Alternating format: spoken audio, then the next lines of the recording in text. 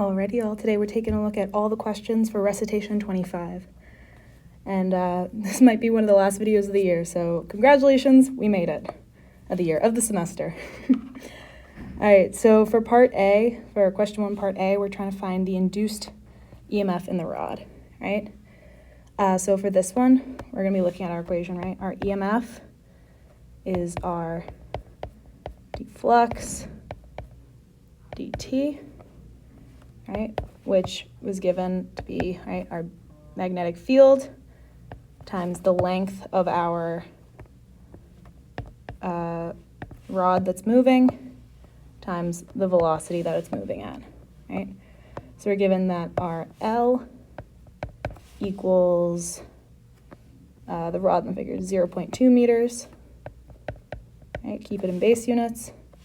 Our B is given to be, right, our 0.5 Teslas, right? And it's going into the page, and we can use this equation because our magnetic field is going to be perpendicular to this whole mess that's going on, right? And we're given our resistance, and right, we're given our velocity, 4 meters per second, right? So all we're going to do is plug into this equation. That's going to be our 0.5 times our length, 0.2 times our velocity is 4. That's going to give us our induced electromagnetic field. Cool. Now we're trying to find our current, right? And since we're in base units, right, our EMF is going to be in volts, right?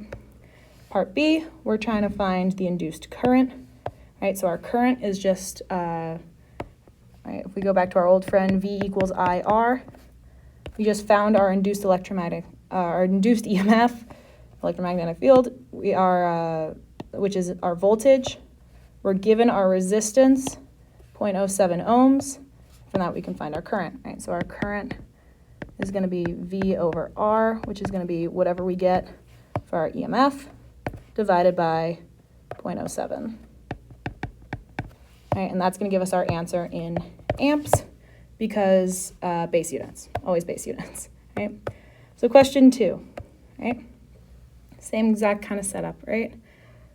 We're trying to find our current through the resistor, right? So really our circuit is that whole zone. The only difference is that this wire here, this piece of the circuit is just getting bigger, right? So it's the same exact thing as finding the current through the rod, but now there's like a resistor as well, right? So it's moving to the right.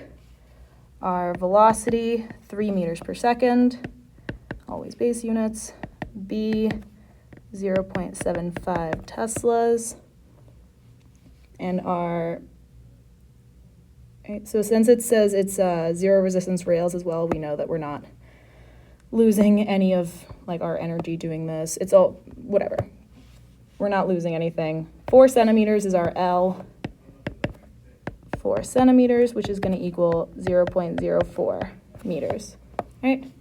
You just plug in EMF equals B times L times V, which is our 0.75 times our 0.04, again, always in base units, times our velocity is our 3 meters per second.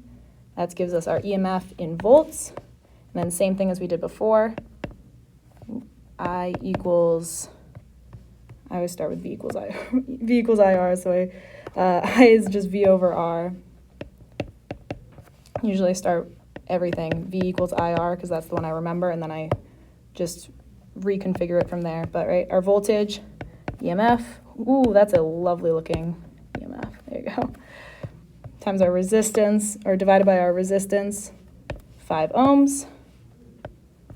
That's going to give us our answer for the current in amps. Cool. Question 3. Very similar looking setup. I'm sensing a pattern, right? But for this time, we're trying to find the power dissipated in the resistor, right? So essentially, right, our power dissipated is our current squared times the resistance, right? And we know that our current, we just solved for it a few times, right? Whenever we would solve for our current, it'd be whatever our EMF, LBV, BLV, however you want to say it, BLV, divided by, that would give us our voltage, divided by our resistance, and that's going to equal our current. Right? So if we take that, square it, and then multiply by resistance, that's going to give us power. Ooh, power dissipated, sorry. That looks like a gross P, but I'm just going to simplify this. It's going to be BLV squared over R squared in the denominator times R in the numerator. It's just going to leave us with R. That's going to be our power dissipated, right? So we are given our magnetic field strength, 0.75 teslas, 0.75. I'm just going to square them each, but distribute that in. Our length, right, is here. Our 25 centimeters, centimeters, which we're going to turn into our 0.25 meters, because again, always base units. 0.25, also squared. And then our velocity, 5 meters per second.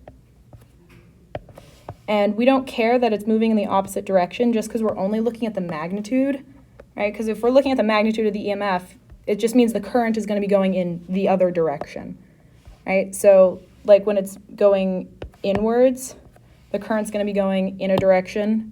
When it's going out, the current's going to be going in the opposite direction because it's just going to have the opposite magnitude EMF. That's all. That's also squared, right?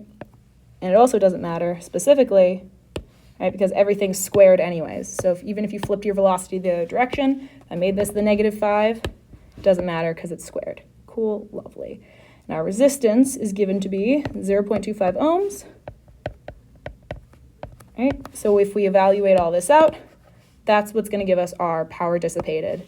And power, right, that's in joules per second or in watts. Right? Cool, lovely. Question 4, right? Flat rectangular coil of dimensions L, we'll call that L and W, pulled with a uniform speed through a uniform magnetic field with the plane of the area perpendicular to the field. What is the EMF induced in the coil? So EMF is caused, right, when I said before, EMF is just our change in flux over time, right?